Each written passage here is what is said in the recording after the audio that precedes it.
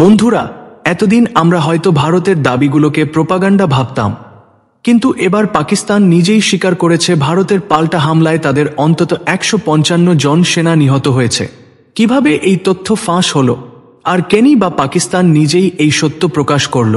তাহলে এই সম্পূর্ণ খবরের পেছনের সত্যটা কি, আজ এই ভিডিওতে জেনে নিন। বন্ধুরা, এখন প্রশ্ন হলো, এই খবরটা বেরোলো কিভাবে? আসলে পাকিস্তানের জনপ্রিয় নিউজ চ্যানেল শামা টিভি এই রিপোর্ট প্রকাশ করে দেয়। তারা জানাতে চেয়েছিল যে তাদের সেনারা নাকি সাহসিকতা দেখিয়েছে, আর এজন্য তাদের পুরস্কার দেওয়া হয়েছে। কিন্তু আসল লিস্ট ফাঁস হতেই সবকিছু পরিষ্কার হয়ে যায়।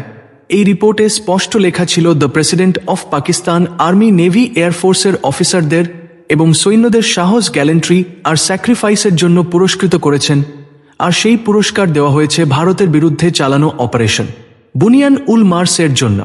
এখন আপনারা যদি রিপোর্টটা খুলে দেখতেন তাহলে আরও অবাক হতেন, কারণ ওখানে প্রায় ৪০ জনের নাম দেওয়া ছিল এবং প্রত্যেকেই ভারতের সঙ্গে লড়াই করার জন্য পদক পেয়েছে। কিন্তু সেখানে যত নাম স্ক্রোল করা হয়েছে তার মধ্যে অনেকের পাশেই লেখা রয়েছে শহীদ, মানে ভারতের আক্রমণে নিহত হয়েছে।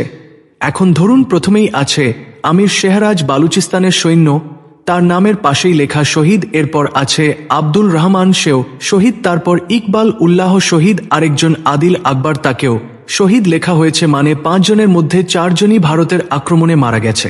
এরপর দেখা গেল সিতারায় বালাসান নামের আরেক পুরস্কার, সেখানে নিসার আলীর নাম এসেছে, সেও শহীদ। এই নিসার আলী কিন্তু পাকিস্তান আর্মির প্রোপাগান্ডা ডিপার্টমেন্টে কাজ করত, যাদের কাজ ছিল ভুয়া খবর বানানো, অথচ তারাও ভারতের আঘাতে টপকে গেছে।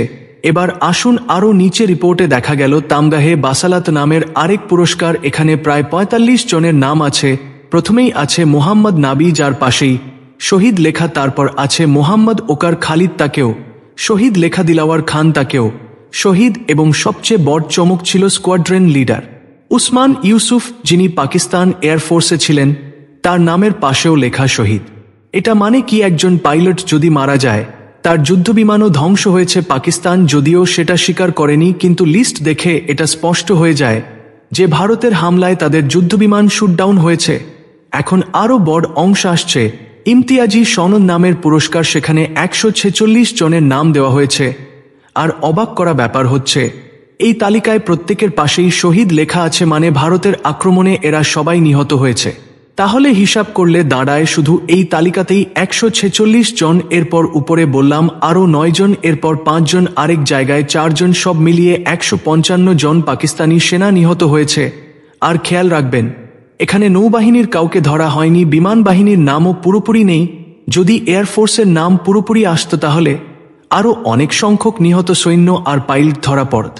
এখন বন্ধুরা, আসল প্রশ্ন হলো, ভারতের হামলায় শুধু সেনারাই কি মারা গেছে না? প্রথম দিনের আক্রমণটা ছিল সন্ত্রাসী ক্যাম্প আর মসজিদের ভেতরে। সেখানে যে অন্তত ৩ থেকে ৪ সন্ত্রাসী মারা গেছে সেটা অনুমান করাই যায়। মানে সেনা আর সন্ত্রাসী মিলে পাকিস্তানের ক্ষয়ক্ষতি দাঁড়ায় কয়েকশ জন। তার ওপর যদি অপারেশন আরও কয়েকদিন চালানো হতো, পাকিস্তান সেনার কিছুই অবশিষ্ট থাকত না।